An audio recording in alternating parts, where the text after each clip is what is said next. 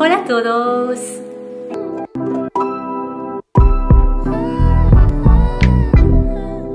In the darkest hour, I wanna come for you. I know you've been. Hello tout le monde, j'espère que vous allez bien. Je m'appelle Zunala, bienvenue sur ma chaîne YouTube. À tous mes nouveaux abonnés, merci en tout cas de me suivre. Aujourd'hui on se retrouve pour une nouvelle vidéo et dans cette vidéo je vais vous parler un tout petit peu des choses de maman, d'une vie de maman. Pour ceux ou celles qui ne me connaissent pas, je suis maman d'un petit garçon de 5 ans et dans cette vidéo donc je vais vous parler et raconter un petit peu donc les choses que j'ai appris en étant jeune maman et aussi les choses que j'aurais bien voulu savoir avant d'être maman. Donc sans plus tarder, c'est parti. La première chose donc que j'ai appris, c'est que rien ne se passe comme tu prévois. Donc voilà, moi j'ai lu des tonnes de livres, de bouquins, d'articles sur les grossesses, on va dire pendant ma grossesse. Donc je lisais plein de livres justement pour préparer mon accouchement, pour être prête psychologiquement et physiquement même. Donc j'ai lu plein de bouquins. Et voilà, finalement, rien ne s'était passé comme dans le livre, rien ne s'était passé comme disait donc le livre. En fait, rien ne s'était passé tout simplement comme prévu. Donc, il faut savoir que moi, j'ai eu une césarienne d'urgence, chose que je n'avais pas du tout préparée. Donc voilà, là déjà, je pense qu'on n'est pas assez, comment dire, préparé aux césariennes. Je pense qu'on n'en parle pas très souvent. On parle beaucoup donc des accouchements par voie naturelle, mais les césariennes, ça reste encore un sujet qu'on n'en parle pas très souvent. Mais voilà, donc moi, j'ai lu plein de bouquins. Donc dans les livres que j'ai lus, je lisais les parties où on a donc l'accouchement naturel. Et voilà, donc voilà, le jour J, j'ai eu une césarienne d'urgence et ça n'a pas été très facile, franchement, psychologiquement, parce que voilà, tu n'es pas préparé ni psychologiquement ni d'ailleurs physiquement. Donc ça, franchement, j'aurais bien voulu donc avoir lu ou appris un peu plus de choses donc sur les césariennes. Voilà.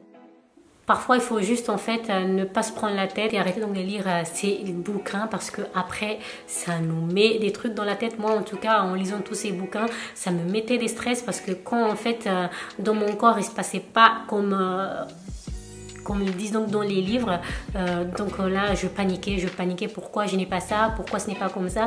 Donc voilà, moi franchement, si je peux donner un conseil à tous les futurs mamans, arrêtez de vous prendre la tête avec les bouquins parce que chaque corps est différent, chaque humain est différent. Donc voilà, essayez de vivre votre grossesse sereinement sans se mettre la pression.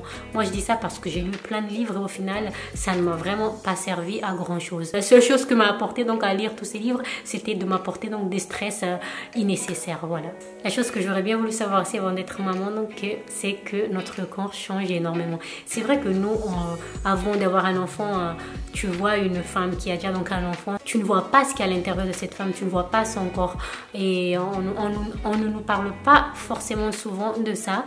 On nous dit comme ça vaguement, ouais c'est difficile, on change, mais en fait qu'est-ce qui change exactement? Eh bien ce qui change c'est absolument tout. Donc le premier jour de votre accouchement, le premier jour où vous vous levez de votre lit d'hôpital, du lit de la maternité, où vous regardez dans le miroir, vous allez voir un choc énorme. Moi en tout cas j'ai eu un choc parce que voilà, le changement était quand même très perturbant, on va dire, parce que tu avais l'habitude de te voir d'une autre manière et voilà, avec un bébé tu as changé, le visage gonflé, les vergetures, etc. Donc voilà, donc ça ce n'était pas facile, mais croyez-moi, tout retournera dans l'ordre, ou presque. En tout cas, voilà, donnez-vous du temps pour reprendre parce que voilà, c'est la nature. La nature fera le reste, on va dire. Dans les premiers mois de votre bébé, vous allez donner toutes vos capacités. Vous allez pleurer seul, vous allez vous sentir seul. Donc vous allez toucher limite donc la dépression. Moi ça a été mon cas car vous avez donc passé toute votre grossesse nerveuse et surtout parce que vous êtes jeune, qui était donc mon cas. Le fait de ne pas vraiment savoir, ce n'était pas vraiment facile et puis le fait de ne pas voir ma famille à côté, c'était encore plus difficile. Mais croyez-moi, une fois que votre bébé arrive, tout cela disparaîtra automatiquement. Ne vous méprenez pas, il y a des moments où vous vous sentez donc on va dire dépassé, vous vous sentez en fait à bout de votre vie. Mais voilà, c'est un processus donc d'apprentissage, hein, c'est comme ça. Après donc les devoirs et les tâches maternelles deviennent donc une seconde nature tout simplement. Voilà, la nature est vraiment très bien faite. Voilà, le suivant, c'est vraiment un point vraiment très important. J'aurais vraiment voulu savoir l'existence du syndrome de West ou bien donc le spasme infantile. Le danger donc du syndrome du West est un sujet encore très peu connu des parents, des jeunes parents. Par contre, c'est vraiment une maladie qui existe. Mon fils donc a été victime de ça. D'ailleurs, c'était l'une des expériences la plus effrayantes de ma vie. Donc un soir comme ça, pour vous expliquer vite fait. Donc, avant de faire dormir mon fils il pleurait beaucoup. Il avait, je pense, 9 mois. Ouais, il avait 9 mois. Donc il pleurait. Je voulais lui changer donc les couches. Et à un moment donné, en fait, il a contracté tous ses muscles. Et en fait, il s'était comme bloqué. Il était devenu tout dur. Et en une fraction de seconde, je pense qu'en 5 secondes, il avait perdu conscience. C'est vraiment une horreur de voir ça. Je ne souhaite ça à aucune des mamans parce que voir son fils comme ça, voir son enfant dans cet état-là, ça fait vraiment peur. Donc moi, j'ai paniqué. Après quelques secondes, donc mon fils, il était revenu à lui-même, il était tranquille, il a beaucoup pleuré. Donc on l'avait emmené donc aux urgences et en arrivant aux urgences, donc le médecin l'avait contrôlé. On l'avait expliqué tout ce qui s'était passé et le médecin avait dit que voilà, c'était du spasme infantile, que ça arrivait donc aux enfants de leur naissance jusqu'à 8-9 mois ou voire même jusqu'à 3 ans, ça dépend des enfants. Et puis voilà, ça peut être quelque chose de très grave ou ça pourrait être tout simplement quelque chose qui est juste en fait passagère. Donc voilà, heureusement, donc on a fait un diagnostic de mon fils.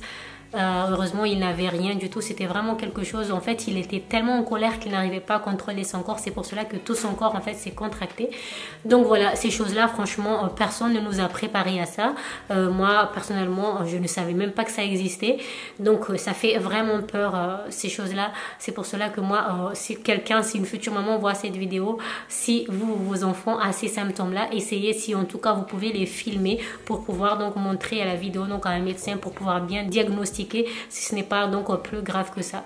En tout cas, merci à Dieu, mon fils, il n'a rien eu, c'était tout simplement de la colère non contrôlée. Mais voilà, le syndrome de West existe vraiment. Des choses vraiment qu'il faut, je pense qu'il faut savoir. En tout cas, depuis, mon fils n'a plus fait cette crise-là. Maintenant, il a 5 ans, il est en bonne santé, bref. Mais ça pourrait être vraiment, dans un autre cas, ça pourrait être quelque chose d'encore plus grave. Donc c'est pour cela que je dis, si votre enfant a ça, consultez un pédiatre le plus rapidement possible. Autre chose, c'est que cela ne deviendra pas plus facile. Quand j'étais enceinte, les gens parlaient toujours des étapes faciles, des étapes difficiles. Ah, tu vas voir, les 15 premiers jours, c'est difficile et après, ça ira mieux. Ça, je vous dis, ce n'est pas vrai du tout. Il y a toujours des étapes difficiles parce que les gens pensent qu'après les 15 premiers jours, l'enfant va être comme ça. Non, après les 15 premiers jours, il y aura d'autres choses. Il va faire ses dents, il va commencer à parler. Après, quand il aura 5 ans, comment lui faire manger ses légumes. Bref, ça n'arrêtera jamais. Donc, non, ce n'est pas facile du tout. Ils sont difficiles. Ils vont mettre donc votre patience à l'épreuve. Mais voilà, c'est comme ça. On les aime bien comme ça, nos loulous.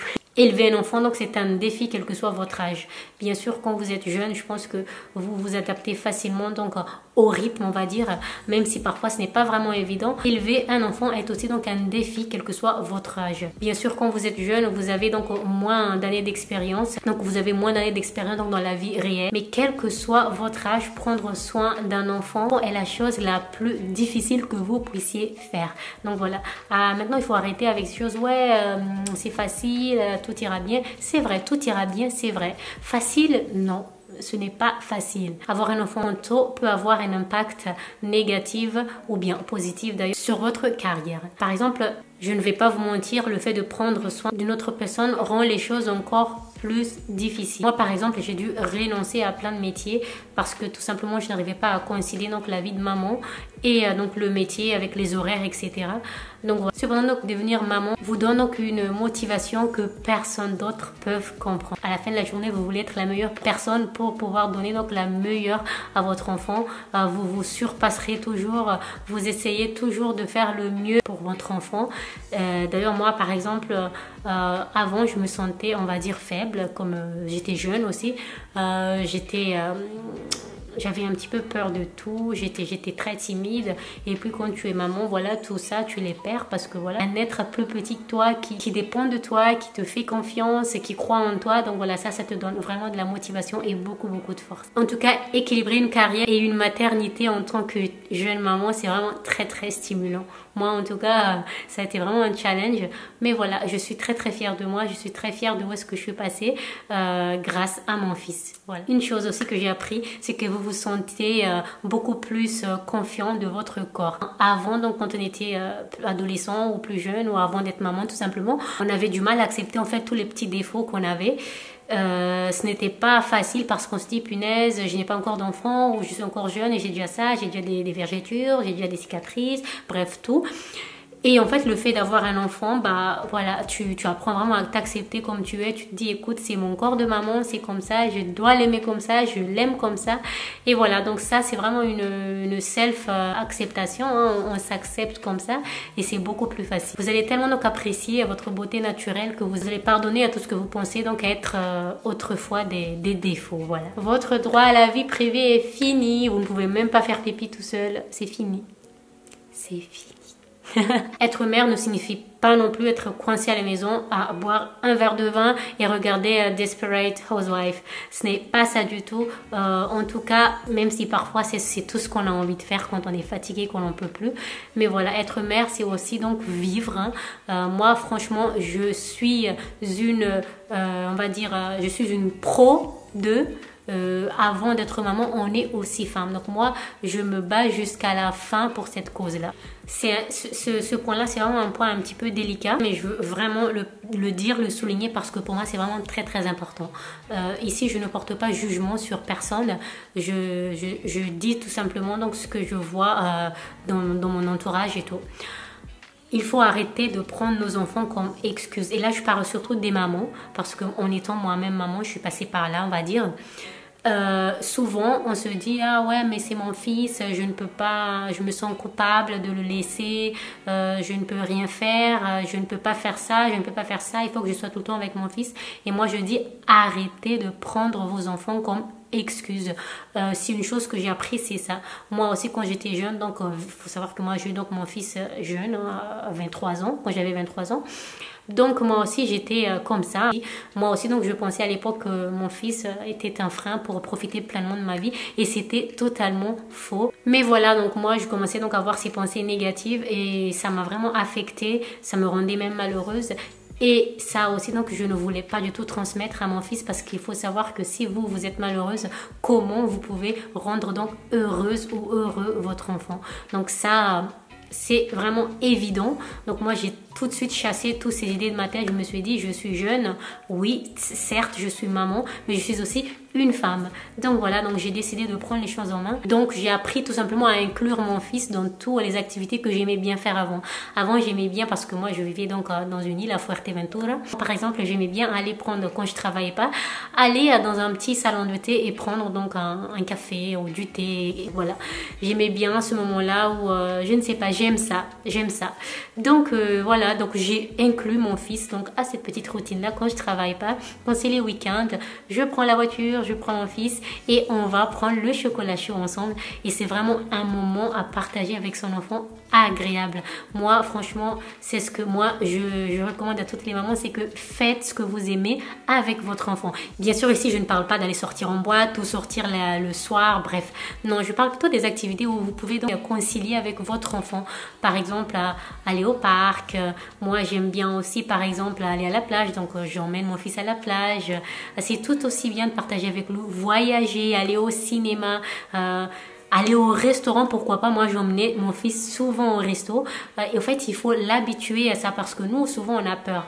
Moi-même, je faisais partie de ça. J'avais très peur d'emmener mon fils au resto parce que j'avais peur des regards des autres. J'avais peur que les gens, ils vont me juger et ou bien que mon enfant, ou bien que mon fils va pleurer, va crier. Et au final, je me dis, je m'en fous, j'emmène, c'est mon fils. J'ai une vie, j'ai le droit. Donc, j'emmenais mon fils au resto. Et en fait, ce qui est positif, c'est que lui aussi, aussi, donc il apprend aussi à découvrir le monde avec vous. Et ça, c'est vraiment incroyable. Donc moi, je vous recommande franchement faire des choses avec votre enfant. Donc toutes ces choses-là, donc à créer une complicité entre lui et moi. Et maintenant d'ailleurs mon fils il est tellement habitué que voilà, quand on sort il sait très bien comment se comporter envers les gens. Il a l'habitude d'aller au resto, donc il sait qu'il faut pas crier dans les restaurants. C'est pareil au cinéma, donc voilà, c'est des choses qui s'apprennent. Les enfants ils apprennent beaucoup plus qu'on ne le croit. Je connais aussi plein de parents par exemple qui ont peur de laisser leurs enfants.